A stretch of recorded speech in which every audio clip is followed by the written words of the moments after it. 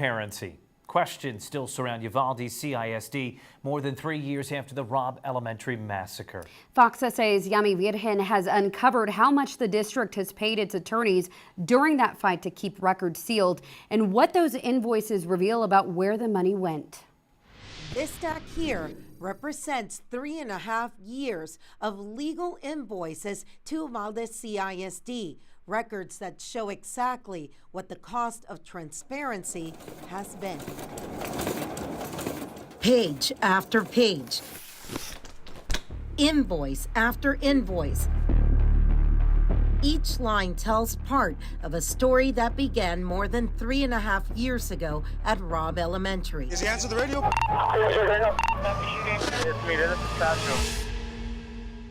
Since that tragedy, the law firm Walsh, Gallegos, Trevino, Russo, and Kyle PC, which represents the Uvalde Consolidated Independent School District, has billed the district more than $950,000. The school district's insurance paid just over $234,000, and the lawyers wrote off $69,000. Money spent as families still wait for answers and the full truth. In the month before the Robb Elementary shooting, records show Uvalde CISD's legal costs totaled just over $800, mostly for routine district business. But that changed almost overnight.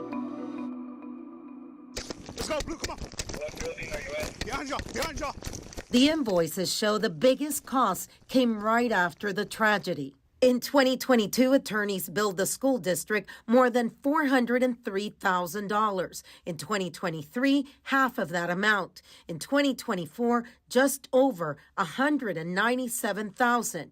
And so far this year, $150,000. Legal spending also went into planning for what would become Legacy Elementary School, the new campus that is now officially open. In our review of more than 1,800 pages of invoices, we saw billing for the rebuilding of Robb Elementary or Legacy Elementary, also money for construction contracts with Huckabee Architects, and a small amount for the Moving Forward Foundation, which raised private funds for the new school. Those invoices covered the contract negotiations, donor agreements, and coordination between the district, designers, and attorneys. For many families and victims, though, those bills represent more than legal work. They represent a district trying to rebuild credibility while still withholding key records about what happened that day. We contacted Walsh and Gallegos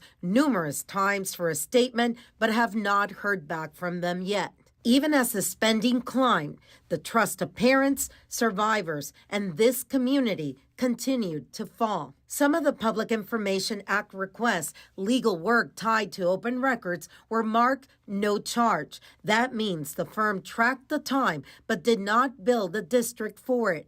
It gives us a snapshot of how involved attorneys were in deciding what could and could not be released to the public. The lack of transparency led to the lawsuit by media organizations, including Fox SA, for transparency.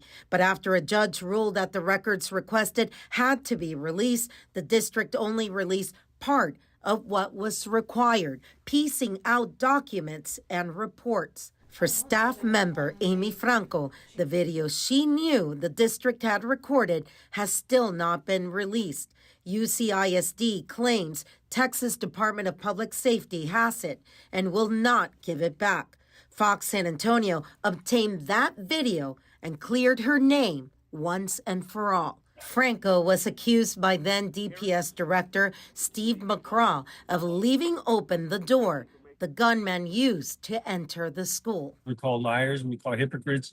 There were a lot of words that were being thrown out there, and rightfully so. I mean, the trust has been broken, and it takes a long time to rebuild it. Jesse Rizzo lost his niece in the Robb Elementary shooting. He's now on the school board and is very outspoken about the broken trust that he says has only deepened as the district continues to face questions about what was hidden and why. This information should have been dissected thoroughly and not piece it out like we've been piecing it out. You know, it's just it's failure upon failure upon failure. The invoices also show the rate of pay, the amount of time, and how much each lawyer, paralegal, and other staff billed the school district. I would caution any other district that is going to hire them.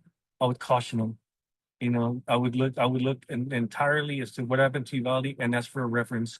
If you want a reference, just call and ask. Rizzo now says that with the new attorneys the school district hired, they will be releasing all documents, 1 million of them, related to this tragic chapter in Uvalde's history, with a focus on full transparency to try and rebuild the trust. You tell the story and you tell the truth. Fox SA did reach out to Uvalde CISD for an interview or a statement regarding these documents that they released to us.